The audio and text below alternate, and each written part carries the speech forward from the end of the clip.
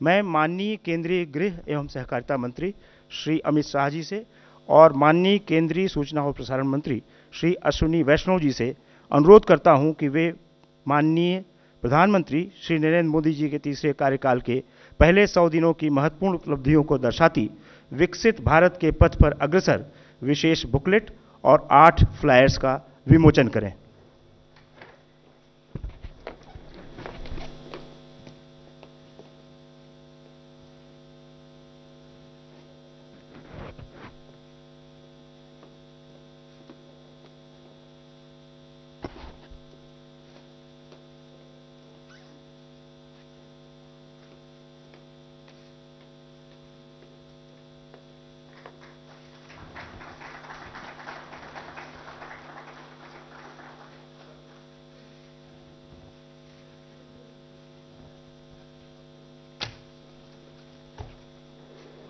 उसकी बुकलेट जारी की है गृह मंत्री अमित शाह केंद्रीय गृह और सहकारिता मंत्री केंद्रीय मंत्री अश्विनी वैष्णव ने कि आप प्रधानमंत्री श्री नरेंद्र मोदी जी के तीसरे कार्यकाल के पहले 100 दिनों के महत्वपूर्ण इनिशिएटिव और उपलब्धियों के बारे में विस्तार से जानकारी दें। नमस्कार मित्रों, आज की प्रेस वार्ता में मेरे साथी अश्विनी जी और मैं आप सभी का हृदय से स्वागत करते हैं। सबसे पहले तो आज प्रधानमंत्री मोदी जी का जन्मदिन है।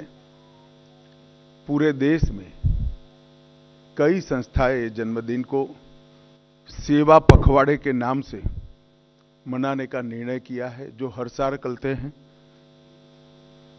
17 सितंबर से 2 अक्टूबर ये 15 दिन देश भर के सभी जरूरतमंद लोगों की सेवा में हमारे जैसे कई कार्यकर्ता इसको लगाएंगे। प्रधानमंत्री जी एक छोटे से गांव के गरीब परिवार में जन्म लेकर दुनिया के सबसे बड़े लोकतंत्र के प्रधानमंत्री बने। न केवल प्रधानमंत्री बने, 10 साल में दुनिया भर से 15 अलग अलग राष्ट्रों ने इनको अपना सर्वोच्च पुरस्कार देकर न केवल प्रधानमंत्री जी हमारे देश का गौरव बढ़ाया है। आज देश की 140 करोड़ की जनता बहुत मन के साथ इनके दीर्घायुष के लिए प्रभु प्रार्थना कर रही है। मैं और अश्विनी जी भी वो प्रभु प्रार्थना के साथ अपने आप को संबद्ध करते हैं। मित्रों, आज की प्रेस वार्ता मोदी जी की तीसरी सरकार के पहले 100 दिन के कामकाज पर आपको सूचना देने के लिए बुलाई गई है। जैसा आप जानते हैं, लगातार 10 साल भारत के विकास को समर्पित, भारत की सुरक्षा को समर्पित और भारत के गरीबों के कल्याण को समर्पित सरकार चलाने के बाद इस आम चुनाव में तीसरी बार भारतीय जनता पार्टी को और हमारे साथी दलों को सरकार बनाने का एक जनादेश जनता ने दिया। इसके परिणाम स्वरूप 60 साल के बाद पहली बार कोई एक नेता तीसरी बार अपनी घोषणा के साथ देश का प्रधानमंत्री बनकर देश का नेतृत्व कर रहा है। 60 साल के बाद पहली बार देश में राजनीतिक स्थिरता का माहौल आया है और नीतियों के सातत्य को भी हमने अनुभव किया है। और नीतियों की दिशा, नीतियों की गति और नीतियों को क्रियान्वयन करने की सटीकता, ये तीनों 10 साल तक बरकरार रखकर 11वें साल में प्रवेश करना मैं मानता हूं बहुत कठिन है। दुनिया के कई देशों में भी देखा गया, जहां एक प्रकार से वाइब्रेंट लोकतंत्र है, वहां पर ऐसे बहुत कम ही उदाहरण दिखाई पड़ते हैं।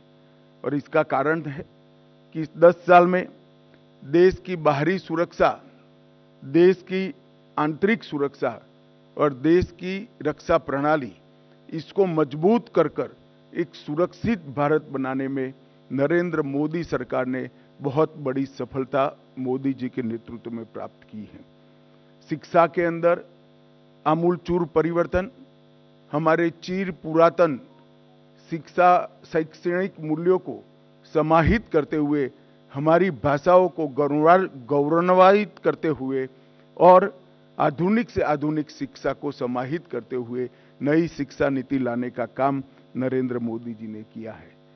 जब मेक इन इंडिया का नारा दिया गया, काफी लोग इसका मखौल उड़ाते थे, मगर आज मैं बहुत फख्र के साथ कह सकता हूं कि भारत पूरी दुनिया में उत्पादन का सबसे चहेता केंद्र बन चुका है और ये वास्तविकता है। हमारी डिजिटल इंडिया की योजना को दुनिया के कई देश समझना भी चाहते हैं, स्वीकारना भी चाहते हैं और उसको अपने विकास का आधार भी बनाना चाहते हैं। इकोनॉमी के 13 पैरामीटर्स में, चाहे बैंकिंग हो, चाहे मुद्रास्फीति हो, चाहे विकास दर हो, हर पैरामीटर में हमने डिसिप्लिन लाई है और प्रगति भी की है। अंतरिक्ष के क्षेत्र में आज सभी लोग भारत का अंतरिक्ष के क्षेत्र में भविष्य उज्जवल है, इसको एक्नोलेज करते। 10 वर्ष में आजादी के बाद पहली बार दुनिया ने रीढ़ की हड्डी वाली विदेश नीति को देखने का मौका मिला है। भारत की विदेश नीति में मेरे जैसे कई लोगों को रीढ़ की हड्डी दिखाई नहीं पड़ती थी, अब भारत की विदेश नीति में रीढ़ की हड्डी दिखाई पड़ती है। 10 साल में देश के 60 करोड़ गरीबों को एक ही 10 साल में घर, शौचालय, गैस, पीने का पानी, बिजली, 5 किलो मुफ्त अनाज और 5 लाख तक की स्वास्थ्य की सुविधाएं देने का काम नरेंद्र मोदी जी ने किया है। और हम ये लक्ष्य लेकर चले हैं कि अगली बार जब चुनाव में जाएंगे, इस देश में कोई व्यक्ति घर बगैर का नहीं होगा। युवाओं के लिए ढेर सारे मौके तराशे गए हैं।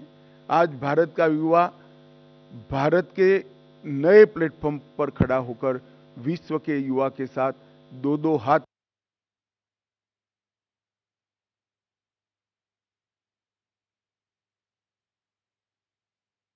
अनाज के भंडार भी भरे रहेंगे। आत्मनिर्भर होकर हम एक्सपोर्ट की स्थिति में आएंगे और किसान की माली हालत भी सुधरेगी। अमृतकाल का जब वर्ष आया, मैं इसका साक्षी हूं, कई सारे सुझाव आए थे और मोदी जी ने हमेशा की तरह अपनी अनूठी स्टाइल से अमृतकाल के वर्ष को इस तरह से मनाया कि जब अमृतकाल का वर्ष समाप्त हुआ तो अमृतकाल शुरू हुआ और 140 करोड़ लोग 2047 में महान भारत की रचना के संकल्प के साझीदार बने और भारत के विकास की यात्रा के भी साझीदार बने। न्यूज़ 18 इंडिया चौपाल, एक ऐसा मंच जहां जब जब बात निकलेगी तो सिर्फ दूर तक नहीं बल्कि दुनिया के कोने कोने में जाएगी, क्योंकि इस बार बात होगी भारत के वैश्विक महाशक्ति बनने के लक्ष्य पर। सरकार, समाज, सेलिब्रिटी और स्पोर्ट्स स्टार्स के साथ न्यूज़ 18 इंडिया चौपाल देखिए सिर्फ न्यूज़ 18 इंडिया पर।